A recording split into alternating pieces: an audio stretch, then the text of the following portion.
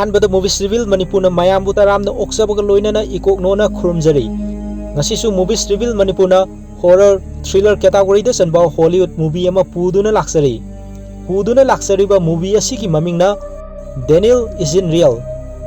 hariba movie asi IMDb gi rating da 10 gi manung da 6 fangki Rotten Tomatoes da na 84% fangba adugum laba thoidok hendokna maming salaba movie ama haibadu ngasi fawbo oiduna leiri movie asi da maru oiba saktam langiba singdi Luke ki saktam da Miles Robbins Daniel की सक्तम दना Patrick स्वार्जेनेगर artist नुपी अमगी सक्तम दना ससा लेन look का college तमिनबी नुपी अमगी सक्तम दना हना marks असिना सिंगबने movie असी मणिपुरी दा हंदोक्सब मतम दा सोइखिबा लानखिबा सिथा नांदा होबा यावरबसो मूवीज रिवील मणिपुर की माइकैदगी ngakpiu हाइना मयाम की मफम दा नोलुकना निंगसिंगजरी अदुदी मूवी असी हौजरगे मयाम पुना तामिनरसे मूवी असी कॉफी शॉप अमदा उल्लदुना हौदोरगले मफम अदुदा लैरमलिबा सिंग अदु मसा मसागी तौगदबा सिंग अदु तौदुना लैनरमी खंगौदुना नुपा अमखक मखुता शॉटगन पाइदुना कॉफी शॉप अदुदा चंगलक्तुना मनुंगदा लैरमलिबा सिंग अदु अममम तोइना शॉटगन अदुना कापदुना हालमी कॉफी शॉप अदुगी वेट्रेस अदु कीदुना काउंटर अदुगी मखादा लोटलगा लैरमी अदुगा सिन असि कॉफी शॉप अदुगा नंगनाना लैबा युम अमदा नाइतोम तादुना ता लैगनबा लुक कौबा नुपा मसा अमखक महाकी ममा मपा खनरगा लैबा उबा अदुदा युम अदुदै तुमिना महाकी ममा मपा सिंग अदु खंगनदना थोलक्लमी युम अदुदै खरा लाक्लबा तुंगदा कॉफी शॉप अदुदा यवरक्तुना नोंमै कापगी थौदोक थोखिबा अदु लोइरगा पुलिस सिंगना कॉफी शॉप अदु येंगसिंदुना लैरमबदु लुकना थेंगनरमी मियोय अमा सीरगा तारगा लैरिबा अदुदा लुकना ngaihat yengduna lerami amadi khangowduna Daniel kouba luktagi khara chawba angang amakak lukki nakanda lepaga leramduna angang aduna lukta sanaru sira haina hanglaklami asumna makhoi ani playground amada lakduna harau harau punna sanarami nakal amadana lukki mamana mayumda luk leramdabadagi mahakpu thiba tholakduna playground da luk lerambadu thengnarami amadi matungda hairamdabida sattanaba masanupa lukta sairami लुकना महाकी ममादा नाकंदा लेप्तुना लैरिबा डेनियलसु युमदा पुरक्तुना dinner चानबा इनवाइट तौसी हाइना लुकना ममादा हाइरमी अदुबु लैरिबा वफमदि ममा अदुना डेनियलदि उबदि फंगलमदे हाइबदि डेनियलसी लुककी ममितदंग उबा ओइना ओइरमी ममा अदुना डेनियलबु लैबु उद्रबसु डेनियलबु उबा सादुना मखोइगी मयुमदा डिनरगी दमक इनवाइट तौरमी असुमना लुक अमदि महाकी ममितदंग उरिबा डेनियल मखोई अनीसी लुककी मयुमदा तोना तिनना मखोई अनीगी ओइबा संसार अमदा सानमिनदुना मतम हौखिरमी लुककी ममा अमदी मपागा लैनरिबा मरी अदुदी असुम असुम सोक्सिलक्लमी मपा यावदना लुक योको याबगी फिवमदा लैरबसु महाकी ममाना थौना लैना मसाबु योकनी हाइबगी आसादा लैरमी अमदी लुकका ममागा लैनरिबा मरी अदु उबदा डेनियल कलक्पा खंबलबा फावरमी Daniel की वखलदा लुककी नुंगाइगदबा पोथाफम असि Daniel मतोमतन ओइनिंगलमी नोंगमा लुककी ममा अदुबु शक्ति हेना लैनबा मसा हेना कंखटनबगीदमक Daniel ना लुकता हाइबगी मतुंग इन्ना लुकना महाकी ममागी थकनबा सेमलिबा अदुदा ममा अदुना हाना सारिबा अरैबा हिदाक गुली मयामदु थकनबा अदुदा पुलप यानसिंदुना ममा अदुबु हेना कल्लनी हाइबगी वखलदा लुकना ममा अदुबु पिथकलमी लुकना तौरिबासी Daniel ना लुकते इंसिनखिबा अदुगी मतुंग इना तौखिबो ओइना ओइरमी ngahaki matungda lukki mama adu overdose oiraba hidak yansilaba adu thaklubadagi naraklami mama aduna narabasu nana kunduna satlaga mahaki hidak kuli hapa bottle adu hangdoklaga leirambadu thengnarame pumnamak sing asi Daniel na haibagi matung inna taukhibani haibasi lukna pakhana mahaki mama da sengdoklami asumna mama aduna lukki wakhalda mamitta uriba Daniel bu udanaba thawrang toraklami mama aduna lukta laiba makoigi maboki doll house ta Daniel bu hapchinduna amuk hanna lukna udanaba doll house adubu solon sinduna thamnaba khanghaladuna doll house adugi so adu mama aduna lukta pirami Daniel na lukki mama adu masa kalhangani haina kadar tawduna mama bu nahan khibagi damak lukna Daniel da sauraduna mahaki mama na haibudu ilami amadi doll house aduda khut thilladuna Daniel bu doll house aduda changnaba lukna sauna mahaki mamita uriba Daniel da hairami asumna Daniel doll house aduda changduna mapaldagi solon sillaba tungda doll house adu mama aduna fina kupsinduna thanami asumna sahi khara haukhraduna lukna Daniel bu uramde haujikti luk ahal oiraklabasu mahak haujiksu mayamga tona tinadana naitom taduna adum leirami mahak haujik college kaduna atopa mafam amada leirami nongma numit amada luk mayumda mama bu unaba laklami mahakna yum manung sanglakpada jejet jenai mayam ama faklangda amadi atai mafam singda naptuna makhada sakhaiduna leirambadu thengnarami lukna mahaki mama adubu kauduna sanglami amadi mama adu lairiki chena amagi wahi pareng khara sapthallaga leirambadu lukna urami ka aduda leiriba mingsel adudasu khotpagi mami taraga leibadu karigino haina lukna hangbada mama aduna mingselda mahakna uriba adu uba pamdabadagini haina nokladuna hairaklami masigi matungda lukna college party amada saruk yarami party aduda nupi amakhak mahakna uduna nupi adugi manakta sangsinge tawrami adubu luk anxiety nabana maram oiraga party adugi mafam khudingda monster sing leibadu mahakna uraklami madudagi lukna kanna lauduna floor makhada tusankhirami masigi matungda luk therapist amaga unaduna mahaki leiriba problem sing adu therapist aduda tamlami therapist aduna lukki angang oiringegi mahaki mamitangda ukhiba Daniel ga amuk hanna unanaba lukta pautak piraklami asumna lukna mayumda halakpagi lambida nupi artist amaga thengainaduna makhoi ani ahanba oina unarami thengainaba adudagi makhoi ani khangnaba haibudu oirami numidangi matam yauduna luk mayumda leiduna tumthaba yaramde tumthaba yadaba aduna maram oiraga mamangda therapist aduna lukta hairakhiba wafam adu pangthoknaba lukna drawer ama hangdoktuna mahakna angang oiringeida matomtana ukhiba Daniel bu hapchinkhiba doll house adugi show adu thirami masigi matung ngaihak leiraga luk tumtharami amadi glass kaibagi makhol ama tarakpadagi lukna hagotuna yenglubada mahaki mamana glass adu kati yama paiduna thugairaga leirambadu thengnarami glass thugaibaduna maram oiraga mama adu soklami lukna mahaki mamagi manakta sangsilubada mama aduna mingselda uriba si uba pamde haiduna lukta hanjin hanjin hairami luk amadi mahaki mamana wa ngangnariba ka adugi nakanda miyoi ama leirambadu lukna uraklami hairiba miyoi adu Daniel oiramduna ngaihaki mamangda lukna tumdadringaida doll house adugi show hangdoktuna Daniel bu doll house adudagi thokhankhibadu oiramkhi Daniel haujiti lukka chawba manarami ka aduda Daniel leiriba adu lukki mamittadang urami lukki mamana pairiba kati aduna masa matomda sijanaba mama aduna honnaraklami lukna kati adu mama adudagi munge tawduna makhoi ani muknarami matang aduda Daniel na lukki nakanda leptuna lukta kati adu mama dagi lawba yanaba mahaki haibadi lukki makhanaw mayada kati adu thamnaba lukta khangalami Daniel gi wafam adu lukna illaduna mamana pairiba kati adu lukki mangaksam mayada thamladuna karigumba kati adu thadoktrabadi kati aduna mangaksamda thillaga sirani haibu wafam asi lukna mama aduda hairami asumna mama aduna gyan taraktuna mahakna pairiba kati adu Daniel na haibagi matung inna lukna tawduna kati adu thadokhalamkhi masigi matungda luk amadi Daniel famduna wari sarami naitom taramba lukki punsi adu Daniel ga amuk hanna unaduna lukpu Daniel na nungai hanba harau hanba aduda luk apienba haibudu oijarami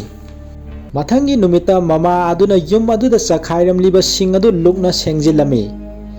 lukki lairik tambagi college ki note sing leiribadu Daniel na ubada karigidama kanadaba lairik sing asi tamlibanu haina lukta hanglami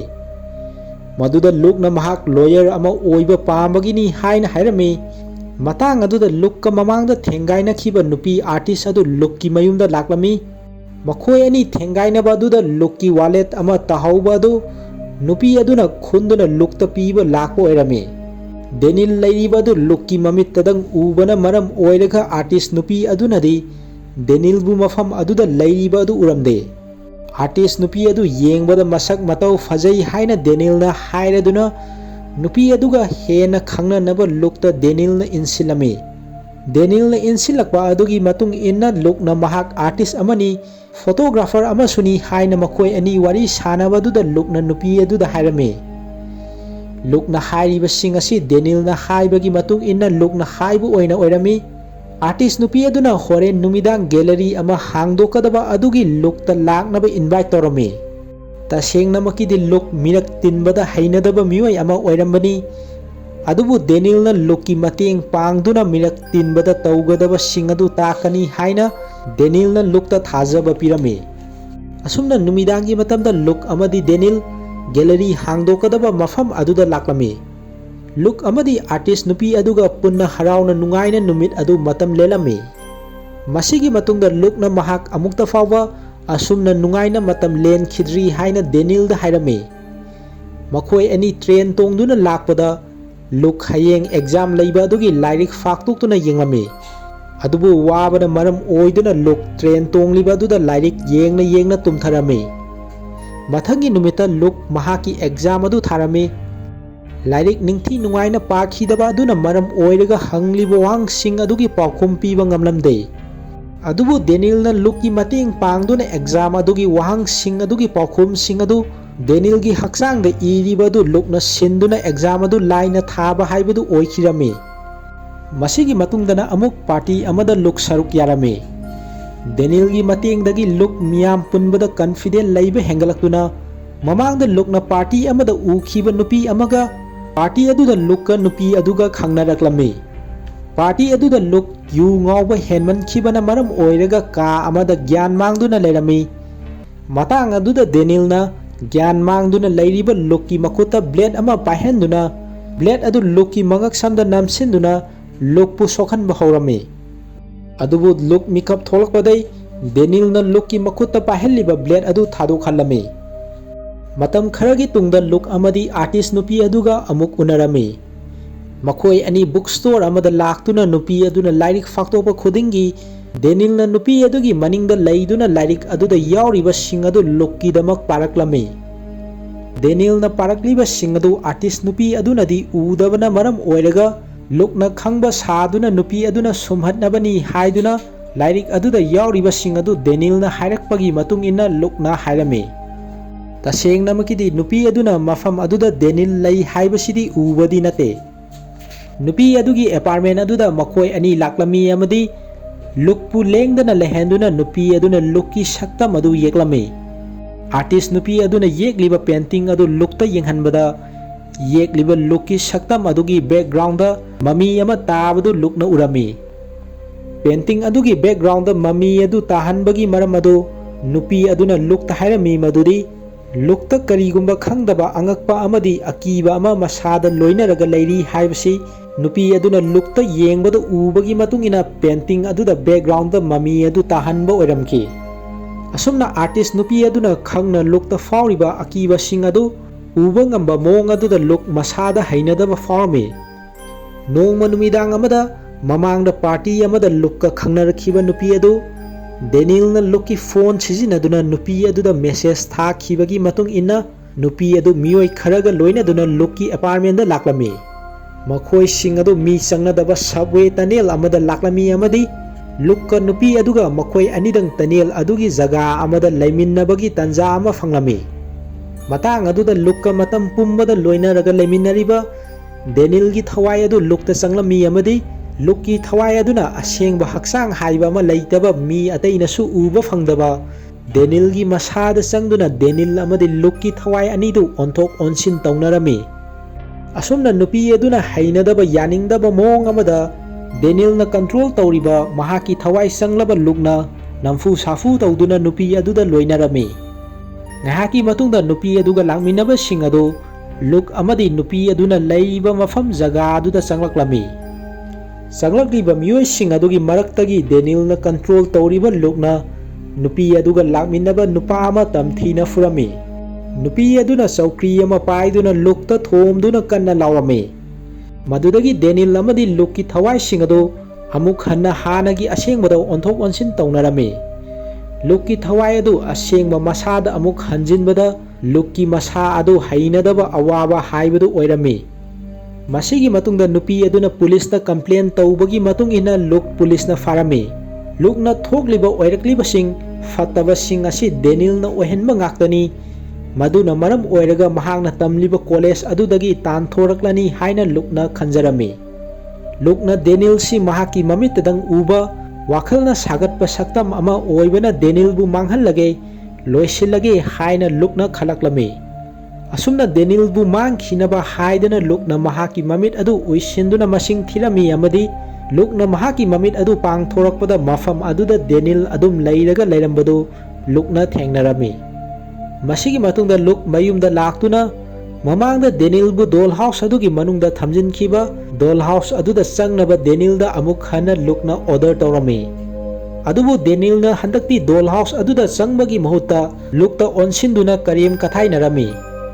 ꯃꯊꯪꯒꯤ ꯅꯨꯃꯤꯠꯇ mental health ꯐꯦꯁꯤꯂꯤꯇꯤꯗ ꯂꯩꯈ꯭ꯔꯕ ꯃꯃꯥꯒꯤ ꯃꯅꯥꯛꯇ ꯂꯨꯛ ꯂꯥꯛꯂꯝꯃꯤ꯫ ꯂꯨꯛꯁꯨ ꯃꯃꯥꯗꯧꯅ ꯀꯣꯛꯀꯤ ꯂꯩꯅꯥ ꯑꯗꯨ ꯅꯥꯔꯛꯀꯗ꯭ꯔꯥ ꯈꯟꯗꯨꯅ ꯃꯃꯥꯒꯤ ꯂꯩꯅꯥ ꯑꯗꯨ ꯃꯇꯧ ꯀꯔꯝꯅ ナꯔꯛꯈꯤꯕꯅꯣ ꯍꯥꯏꯅ ꯂꯨꯛꯅ ꯃꯃꯥꯗ ꯍꯪꯂꯝꯃꯤ꯫ ꯑꯗꯨꯕꯨ ꯃꯃꯥ ꯑꯗꯨꯅ ꯃꯆꯥꯅꯨꯄꯥ ꯂꯨꯛꯅ ꯃꯥꯌꯣꯛꯅꯔꯤꯕ ꯄ꯭ꯔꯣꯕ꯭ꯂꯦꯝ ꯑꯁꯤ ꯂꯨꯛꯅ ꯑꯉꯥꯡ ꯑꯣꯏꯔꯤꯉꯩꯗ ꯃꯄꯥꯅ ꯃꯈꯣꯏꯕꯨ ꯊꯥꯗꯣꯛꯇꯨꯅ ꯆꯠꯈꯤꯕ ꯑꯗꯨꯗꯒꯤ ꯅꯨꯡꯉꯥꯏꯇꯕ ꯑꯣꯏꯔꯝꯒꯅꯤ ꯍꯥꯏꯅ ꯈꯟꯖꯔꯝꯃꯤ꯫ ꯗꯦꯅꯤꯜꯅ ꯂꯨꯛꯀꯤ ꯃꯇꯨꯡ ꯀꯣꯏꯟ ꯏꯟꯅꯔꯒ ꯂꯩꯕ ꯃꯔꯝꯅ ꯂꯨꯛꯀꯤ ꯃꯁꯥ ꯑꯗꯨ ꯅꯣꯔꯃꯦꯜ ꯇꯥꯗꯕ ꯃꯔꯝꯅ ꯃꯍꯥꯛꯀꯤ ꯃꯁꯥ ꯑꯗꯨ ꯀꯟꯅ ꯅꯤꯛꯈꯠꯂꯛꯂꯝꯃꯤ꯫ ꯃꯆꯥꯅꯨꯄꯥ ꯂꯨꯛꯀꯤ ꯃꯑꯣꯡ ꯃꯇꯧ ꯑꯗꯨ ꯎꯕꯗ ꯃꯃꯥ ꯑꯗꯨ ꯃꯊ꯭ꯋꯥꯏ ꯋꯥꯖꯔꯝꯃꯤ꯫ ꯃꯁꯤꯒꯤ ꯃꯇꯨꯡꯗ ꯂꯨꯛꯀꯤ ꯋꯥꯈꯜ ꯑꯗꯨ ꯂꯩꯇꯥꯗꯕꯅ ꯃꯔꯝ ꯑꯣꯏꯗꯨꯅ ꯃꯍꯥꯛꯀꯤ ꯍꯛꯆꯥꯡꯒꯤ ꯐꯤꯚꯝ ꯑꯗꯨ ꯑꯁꯨꯝ ꯁꯣꯛꯆꯤꯜꯂꯛꯂꯝꯃꯤ꯫ ꯗꯦꯅꯤꯜꯅ ꯂꯨꯛꯄꯨ ꯂꯦꯞꯇꯅ ꯁꯥꯎꯍꯟꯕ ꯀꯔꯦꯝ ꯀꯊꯥꯏꯅꯕ ꯇꯧꯔꯝꯃꯤ꯫ ꯂꯨꯛꯅ ꯃꯍꯥꯛꯀꯤ ꯀꯣꯂꯦꯖꯇ ꯆꯠꯇꯨꯅ ꯃꯃꯥꯡꯗ ꯗꯦꯅꯤꯜꯒꯤ ꯊꯋꯥꯏ ꯑꯗꯨ ꯂꯨꯛꯇ ꯆꯪꯗꯨꯅ ꯂꯨꯛꯅ ꯅꯨꯄꯥ ꯑꯃ ꯐꯨꯈꯤꯕ ꯑꯗꯨꯒꯤ ꯃꯇꯥꯡꯗ ꯁꯦꯡꯗꯣꯛꯅꯕ ꯃꯍꯥꯛꯀꯤ ꯀꯣꯂꯦꯖꯇ ꯇꯝꯃꯤꯟꯅꯕ ꯅꯨꯄꯤ ꯑꯗꯨꯒ ꯎꯅꯔꯝꯃꯤ꯫ ꯅꯨꯄꯤ ꯑꯗꯨ ꯂꯨꯛ ꯎꯕꯗ ꯌꯥꯝꯅ ꯁꯥꯎꯔꯝꯃꯤ ꯑꯃꯗꯤ ꯂꯨꯛꯅ ꯅꯨꯄꯤ ꯑꯗꯨꯗ ꯁꯦꯡꯗꯣꯛꯅꯕ ꯀꯟꯅ ꯍꯣꯠꯅꯖꯔꯝꯃꯤ꯫ ꯃꯇꯥꯡ ꯑꯗꯨꯗ ꯅꯨꯄꯤ ꯑꯗꯨꯒꯤ ꯃꯅꯤꯡꯗ ꯗꯦꯅꯤꯜ ꯊꯣꯛꯂꯛꯇꯨꯅ ꯂꯨꯛꯀꯤ ꯃꯃꯤꯠꯇ ꯅꯨꯄꯤ ꯑꯗꯨꯒꯤ ꯃꯉꯛ ꯑꯗꯨ ꯗꯦꯅꯤꯜꯅ ꯊꯥꯡꯅ ꯂꯦꯟꯕ ꯑꯣꯏꯅ ꯎꯍꯜꯂꯝꯃꯤ꯫ ꯗꯦꯅꯤꯜꯅ ꯇꯧꯔꯛꯂꯤꯕ ꯑꯗꯨ ꯂꯨꯛꯅ ꯎꯕꯗ ꯃꯍꯥꯛꯅ ꯀꯟꯅ ꯂꯥꯎꯗꯨꯅ ꯂꯨꯛꯄꯨ ꯅꯨꯄꯤ ꯑꯗꯨꯒꯤ ꯃꯥꯡꯗ ꯍꯦꯟꯅ ꯃꯀꯣꯛ ꯆꯥꯛꯄ ꯃꯤꯑꯣꯏ ꯑꯃ ꯑꯣꯏꯅ ꯎꯍꯜꯂꯝꯃꯤ꯫ ꯃꯁꯤꯒꯤ ꯃꯇꯨꯡꯗ ꯂꯨꯛꯅ ꯃꯍꯥꯛꯀꯤ ꯊꯦꯔꯥꯄꯤꯁ ꯑꯗꯨꯒꯤ ꯃꯅꯥꯛꯇ ꯆꯠꯇꯨꯅ ꯃꯇꯦꯡ ꯄꯥꯡꯕꯤꯅꯕ ꯍꯥꯏꯖꯔꯝꯃꯤ꯫ ꯍꯧꯈ꯭ꯔꯕ ꯑꯉꯥꯡ ꯑꯣꯏꯔꯤꯉꯩꯒꯤ ꯊꯧꯗꯣꯛ ꯗꯦꯅꯤꯜꯅ ꯏꯟꯁꯤꯜꯂꯒ ꯂꯨꯛꯀꯤ ꯃꯃꯥ ꯑꯗꯨꯕꯨ ꯍꯥꯠꯅꯕ ꯍꯣꯠꯅꯈꯤꯕ ꯋꯥꯔꯤ ꯑꯗꯨ ꯂꯨꯛꯅ ꯊꯦꯔꯥꯄꯤꯁ ꯑꯗꯨꯗ ꯇꯝꯂꯝꯃꯤ꯫ ꯊꯦꯔꯥꯄꯤꯁ ꯑꯗꯨꯅ ꯂꯨꯛꯀꯤ ꯃꯇꯦꯡ ꯄꯥꯡꯅꯕ ꯍꯣꯠꯅꯔꯝꯃꯤ꯫ ꯅꯥꯀꯜ ꯑꯃꯗꯅ ꯂꯨꯛꯀ ꯈꯪꯅꯕ ꯑꯥꯔꯇꯤꯁ ꯅꯨꯄꯤ ꯑꯗꯨꯗ ꯗꯦꯅꯤꯜꯅ ꯂꯨꯛꯀꯤ ꯍꯛꯆꯥꯡ ꯑꯗꯨ ꯀꯟꯇ꯭ꯔꯣꯜ ꯇꯧꯗꯨꯅ ꯁꯤꯖꯤꯟꯅꯗꯨꯅ ꯌꯦꯡꯕ ꯅꯨꯡꯉꯥꯏꯇꯕ ꯂꯨꯛꯀꯤ ꯁꯦꯜꯐꯤ ꯈꯔ ꯗꯦꯅꯤꯜꯅ ꯑꯥꯔꯇꯤꯁ ꯅꯨꯄꯤ ꯑꯗꯨꯗ ꯊꯥꯖꯤꯜꯂꯒ ꯂꯩꯔꯝꯕꯗꯨ ꯂꯨꯛꯅ ꯈꯪꯂꯛꯂꯝꯃꯤ꯫ ꯑꯁꯨꯝꯅ ꯂꯨꯛꯀꯤ ꯋꯥꯈꯜꯗꯒꯤ ꯗꯦꯅꯤꯜꯕꯨ ꯊꯣꯛꯂꯛꯇꯅꯕ ꯃꯥꯡꯈꯤꯅꯕ ꯂꯨꯛꯅ ꯍꯤꯗꯥꯛ ꯆꯥꯔꯝꯃꯤ꯫ ꯑꯗꯨꯕꯨ ꯂꯨꯛꯅ ꯍꯤꯗꯥꯛ ꯐꯅꯌꯥꯝ ꯆꯥꯔꯕꯁꯨ ꯗꯦꯅꯤꯜꯗꯤ ꯃꯥꯡꯈꯤꯕꯒꯤ ꯃꯍꯨꯠꯇ ꯂꯨꯛꯇ ꯀꯔꯦꯝ ꯀꯊꯥꯏ ꯇꯧꯗꯨꯅ ꯃꯈꯥ ꯇꯥꯅ ꯂꯣꯏꯅꯔꯝꯃꯤ꯫ ꯃꯁꯤꯒꯤ ꯃꯇꯨꯡꯗ ꯃꯨꯚꯤ ꯑꯁꯤꯒꯤ ꯍꯧꯔꯛꯄꯗ ꯀꯣꯐꯤ ꯁꯣꯞ ꯑꯃꯗ ꯃꯈꯨꯠꯇ ꯅꯣꯡꯃꯩ ꯄꯥꯏꯗꯨꯅ ꯆꯪꯂꯛꯇꯨꯅ ꯃꯤꯑꯣꯏ ꯈꯔꯕꯨ ꯀꯥꯞꯇꯨꯅ ꯍꯥꯠꯈꯤꯕ ꯅꯨꯄꯥ ꯑꯗꯨꯒꯤ ꯃꯄꯥꯒꯤ ꯃꯌꯨꯝꯗ ꯂꯥꯛꯇꯨꯅ ꯃꯄꯥ ꯑꯗꯨ ꯂꯨꯛꯅ ꯎꯅꯔꯝꯃꯤ꯫ ꯃꯄꯥ ꯑꯗꯨꯅ ꯍꯥꯏꯔꯛꯄꯒꯤ ꯃꯇꯨꯡ ꯏꯟꯅ ꯀꯣꯐꯤ ꯁꯣꯞ ꯑꯗꯨꯗ ꯆꯪꯁꯤꯟꯗꯨꯅ ꯅꯣꯡꯃꯩ ꯀꯥꯞꯈꯤꯕ ꯃꯍꯥꯛꯀꯤ ꯃꯆꯥꯅꯨꯄꯥ ꯑꯗꯨꯁꯨ ꯂꯨꯛꯇꯧꯅ ꯋꯥꯈꯜꯒꯤ ꯑꯣꯏꯕ ꯑꯋꯥꯕ ꯃꯥꯌꯣꯛꯅꯈꯤ ꯑꯃꯗꯤ ꯃꯆꯥꯅꯨꯄꯥ ꯑꯗꯨꯒꯤ ꯋꯥꯈꯜꯅ ꯁꯥꯒꯠꯄ ꯗꯦꯅꯤꯜ ꯀꯧꯕ ꯃꯃꯥꯟꯅꯕ ꯑꯃ ꯂꯩꯈꯤ ꯍꯥꯏꯕꯁꯤ ꯃꯄꯥ ꯑꯗꯨꯒ ꯋꯥꯔꯤ ꯁꯥꯟꯅꯕꯗꯩ ꯂꯨꯛꯅ ꯈꯪꯕ ꯉꯝꯂꯛꯂꯝꯃꯤ꯫ ꯃꯆꯥꯅꯨꯄꯥ ꯑꯗꯨꯅ ꯌꯦꯛꯂꯝꯕ ꯗ꯭ꯔꯣꯌꯤꯡ ꯑꯗꯨ ꯂꯨꯛꯅ ꯎꯔꯤꯕ ꯗꯦꯅꯤꯜꯒꯤ ꯁꯛꯇꯝꯒ ꯃꯥꯟꯅꯔꯝꯈꯤ꯫ ꯃꯁꯤꯗꯒꯤ ꯂꯨꯛꯅ ꯈꯪꯂꯛꯂꯝꯃꯤ ꯃꯗꯨꯗꯤ ꯃꯍꯥꯛꯅꯗꯪ ꯎꯔꯤꯕ ꯗꯦꯅꯤꯜꯁꯤ ꯃꯍꯥꯛꯀꯤ ꯋꯥꯈꯜꯅ ꯕꯥꯞꯅ ꯁꯥꯒꯠꯂꯒ ꯎꯕ ꯈꯟꯖꯤꯟꯕ ꯅꯠꯇꯦ꯫ ꯂꯨꯛꯅ ꯑꯉꯥꯡ ꯑꯣꯏꯔꯤꯉꯩꯗ ꯃꯍꯥꯛꯀꯤ ꯃꯃꯥ ꯃꯄꯥ ꯑꯗꯨ ꯇꯣꯏꯅ ꯈꯟꯅꯈꯤꯕ ꯑꯗꯨꯅ ꯂꯨꯛꯀꯤ ꯋꯥꯈꯜꯗ ꯅꯨꯡꯉꯥꯏꯇꯕ ꯑꯋꯥꯕ ꯄꯤꯕ ꯃꯇꯝ ꯑꯣꯏꯕꯅ ꯀꯔꯤꯅꯣ ꯍꯥꯏꯕ ꯉꯝꯗꯕ ꯁꯨꯄꯔꯅꯦꯆꯔꯦꯜ ꯑꯣꯏꯕ ꯗꯦꯅꯤꯜꯅ ꯂꯨꯛꯀꯤ ꯋꯥꯈꯜ ꯁꯣꯟꯊꯔꯒ ꯂꯩꯔꯤꯕ ꯃꯇꯥꯡ ꯑꯗꯨꯗ ꯂꯨꯛꯅ ꯀꯣꯐꯤ ꯁꯣꯞꯇ ꯂꯥꯛꯄ ꯇꯥꯟꯖꯥ ꯆꯥꯅꯔꯨꯕꯅ ꯍꯛꯊꯦꯡꯅꯅ ꯂꯨꯛꯇ ꯆꯪꯁꯤꯜꯂꯛꯈꯤꯕꯅꯤ ꯍꯥꯏꯕꯁꯤ ꯂꯨꯛꯅ ꯈꯪꯕ ꯉꯝꯂꯛꯂꯝꯃꯤ꯫ ꯑꯁꯨꯝꯅ ꯃꯄꯥ ꯑꯗꯨꯒ ꯋꯥꯔꯤ ꯁꯥꯟꯅꯕ ꯑꯗꯨꯗꯩ ꯃꯈꯥ ꯇꯥꯅ ꯈꯪꯂꯦ ꯃꯗꯨꯗꯤ ꯀꯣꯐꯤ ꯁꯣꯞ ꯑꯗꯨꯗ ꯆꯪꯁꯤꯜꯂꯛꯇꯨꯅ ꯅꯣꯡꯃꯩ ꯀꯥꯞꯈꯤꯕ ꯃꯤꯑꯣꯏ ꯑꯗꯨ ꯗꯦꯅꯤꯜꯅ ꯏꯟꯁꯤꯜꯂꯒ ꯅꯠꯇ꯭ꯔꯒ ꯗꯦꯅꯤꯜꯒꯤ ꯊꯋꯥꯏ ꯑꯗꯨ ꯅꯨꯄꯥ ꯑꯗꯨꯗ ꯆꯪꯁꯤꯟꯗꯨꯅ ꯃꯍꯥꯛꯅ ꯀꯟꯇ꯭ꯔꯣꯜ ꯇꯧꯗꯨꯅ ꯊꯧꯗꯣꯛ ꯑꯗꯨ ꯊꯣꯛꯈꯤꯕꯅꯤ ꯍꯥꯏꯕꯁꯤ꯫ ꯅꯣꯡꯃꯩ ꯀꯥꯞꯂꯤꯕ ꯃꯤꯑꯣꯏ ꯑꯗꯨ ꯁꯤꯔꯕ ꯇꯨꯡꯗ ꯀꯣꯐꯤ ꯁꯣꯞ ꯑꯗꯨꯒꯤ ꯃꯥꯡꯗ ꯂꯩꯔꯝꯕ ꯂꯨꯛꯇ ꯑꯃꯨꯛ ꯗꯦꯅꯤꯜꯅ ꯆꯪꯁꯤꯟꯈꯤꯕ ꯑꯣꯏꯔꯝꯈꯤ꯫ ꯃꯁꯤꯒꯤ ꯃꯇꯨꯡ ꯂꯨꯛꯇ ꯑꯣꯏꯔꯤꯕꯁꯤꯡ ꯑꯃꯗꯤ ꯃꯍꯥꯛꯅ ꯈꯪꯂꯛꯂꯤꯕꯁꯤꯡ ꯑꯗꯨ ꯑꯥꯔꯇꯤꯁ ꯅꯨꯄꯤ ꯑꯗꯨꯒꯤ ꯃꯅꯥꯛꯇ ꯂꯥꯛꯇꯨꯅ ꯇꯝꯂꯝꯃꯤ꯫ ꯑꯗꯨꯕु ꯂꯨꯛꯀꯤ ꯃꯇꯧ ꯑꯗꯨꯗ ꯀꯤꯗꯨꯅ ꯑꯥꯔꯇꯤꯁ ꯅꯨꯄꯤ ꯑꯗꯨꯅ ꯃꯍꯥꯛꯀꯤ ꯑꯦꯄꯥꯔꯠꯃꯦꯟꯗꯩ ꯂꯨꯛꯄꯨ ꯇꯥꯟꯊꯣꯔꯛꯂꯝꯃꯤ꯫ ꯂꯨꯛꯅ ꯃꯌꯨꯝꯗ ꯍꯜꯂꯛꯇꯨꯅ ꯊꯦꯔꯥꯄꯤꯁ ꯑꯗꯨꯗ ꯐꯣꯟ ꯇꯧꯔꯝꯃꯤ꯫ ꯂꯨꯛꯅ ꯍꯤꯗꯥꯛ ꯒꯨꯂꯤ ꯆꯥꯔꯤꯕ ꯑꯗꯨꯅ ꯀꯥꯟꯅꯕ ꯐꯪꯗ꯭ꯔꯦ ꯈꯟꯕꯗꯒꯤ ꯊꯦꯔꯥꯄꯤꯁ ꯑꯗꯨ ꯂꯨꯛꯀꯤ ꯃꯅꯥꯛꯇ ꯃꯍꯥꯛꯄꯨ ꯃꯇꯦꯡ ꯄꯥꯡꯅꯕ ꯂꯥꯛꯂꯝꯃꯤ꯫ ꯊꯦꯔꯥꯄꯤꯁ ꯑꯗꯨꯅ ꯗꯦꯅꯤꯜꯕꯨ ꯑꯁꯦꯡꯕ ꯑꯣꯏꯅ ꯊꯣꯛꯂꯛꯅꯕ ꯂꯨꯛꯄꯨ ꯍꯤꯞꯅꯣꯁꯤꯁ ꯇꯧꯗꯨꯅ ꯄꯪꯊꯍꯜꯂꯝꯃꯤ ꯑꯃꯗꯤ hypnosis adu mathau pangthokuna therapist adugi mangda Daniel tholakami. Daniel tholakpa aduda therapist adu khangduna akiba faurami. Daniel na therapist aduda luksi masa soli matomda laiganba miyoi amani ahak yaudrabadi mahaksu haibadi luksu lairoi haina hairaklami. Therapist aduna Daniel da nahak kanano haina hangbada Daniel na mahakti lamkoiba yum thiriba misak amani hairaduna pangthaduna hiptuna lairiba lukki makhyat adu Daniel na launa segaiduna lukki masa manungda Daniel changkhirami. Madudagi Daniel na lukki masa adu control tawraktuna therapist aduna pairiba thang aduna Daniel na control tawriba lukna therapist adu hanjin thang aduna thindatuna halami. Mathangi ayukta mamangi matamda Daniel bu dollhouse manungda hapchinduna thamkhiba dollhouse aduda Daniel na lukki wakhal taba uba ngambasing lukki consciousness adu hapchinduna thamlami.